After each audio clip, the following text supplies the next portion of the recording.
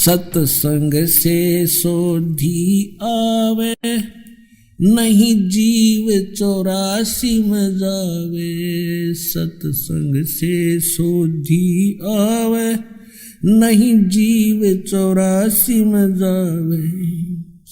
अब मेटो द्वेष और राग, हो राग या उम्र बतेरी जाली। अब मेटो द्वेष और राग, हो राग या उम्र बतेरी जाली। एक समय एक धर्मदास नाम के बहुत बड़े धनी व्यक्ति हिंदू धर्म में जन्मे थे और बहुत ही परमात्मा की तरफ थी उनके अंदर। पुण्यात्मा पिछले संस्कार का जो प्राणी होता है वही भगवान के लिए तरफ रहे होते हैं। वो पिछले बहुत अच्छे संस्कारी होते हैं, पिछले पुण्य उनके अंदर प्रेरणा करते रहते हैं, उनको टिकने नहीं देते हैं कि कोई भगवान ढूंढे कहीं। चाहे वो भले ही कोई ना कोई साधना की उसने सहारा ले ही रखा होता है, वो टिक ही नहीं सकता।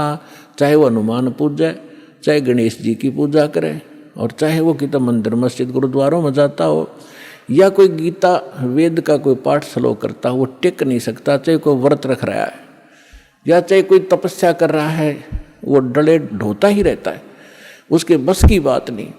तो इसी प्रकार जिस वर्ण में जन्म हुआ, उन परंपरागत साधनाओं के करते करते भी उसके अतिरिक्त यदि कोई और मार्गदर्शन करने वाला मिल जाता है तो वो भी स्वीकार करता है और उसको प्रारंभ कर देता है। धर्मदास जी गांव बांधवगढ़ मध्य प्रदेश के रहने वाले थे और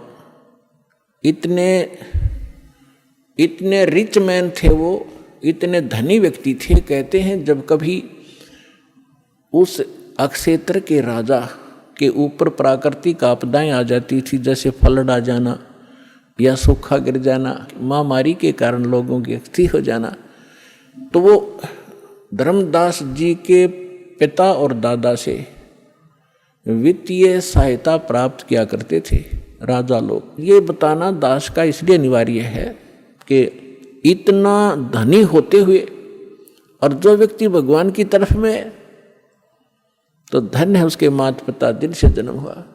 अब वर्तमान में हम क्या देख रहे हैं, छोटी सी कोई पोस्ट मिल गई और कहीं कोई सरकारी उपाधि उसको प्राप्त पद मिल गया, खुद साब बन बैठा।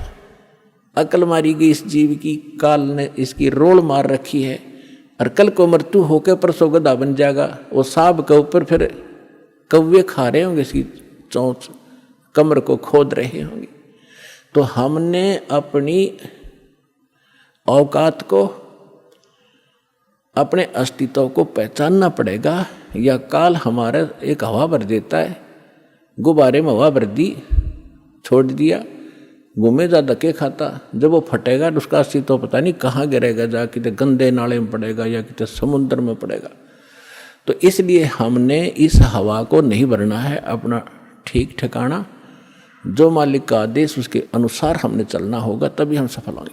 तो धर्मदास जी को इतनी तरफ थी, उन्होंने ये भी सुना हुआ होता है कि गुरु बिन मोक्ष नहीं होता, इसलिए उन्होंने एक रूपदास नाम के वैष्णव परंपरा के संत को गुरु धारण भी कर रखा था। अब गुरु जी की फिर गुरु बना है तो आज्ञा का पालन भी शिरोधार्य होता है, वो संत भक्त किया ही करते हैं। अब उसी गुरुदेव जी के द्वारा बताए गए निर्देशानुसार वो प्रतिदिन श्रीमद् भगवद गीता का पाठ भी किया करते थे, एकादशी का व्रत भी किया करते थे, जन्माष्टमी का व्रत भी करते थे, और श्री कृष्ण हरे राम राम राम हरे हरे राधे राधे कृष्ण कृष्ण, ओम नमः भगवते वासुदेवाय, ओम नमः शिवाय, इस तरह के जो भी मंत्र वो जानते हैं हमारे जो हिंदू धर्म के ये डुप्लीकेट गुरु तो वो सारी बता रखी थी साधनाएं, वो कर रहा था। और उसके साथ साथ भगवान श्री कृष्ण यानी विष्णु जी की मूर्ति, जिसको शालग्राम कहते हैं, उसकी भी पूजा अर्चना प्रतिदिन करना, जिसको कर्मकांड कहा जाता, कर्मकांड का एक हिस्सा है, वो भी किया करते थे। और गीता जी का नित्य पाठ भी करते थे। सभी तीर्थों का भ्रमण करने से भी मोक्ष उसको बता रखा था। अब बच्चा क्या होता है, अध्यापक ने जो सिलेबस बता दिया वो तो फाइनल समझता है, जो कहा ठीक है जी। इतना बड़ा सेठ मन में आई कि तीर्थों का भ्रमण किया जाए,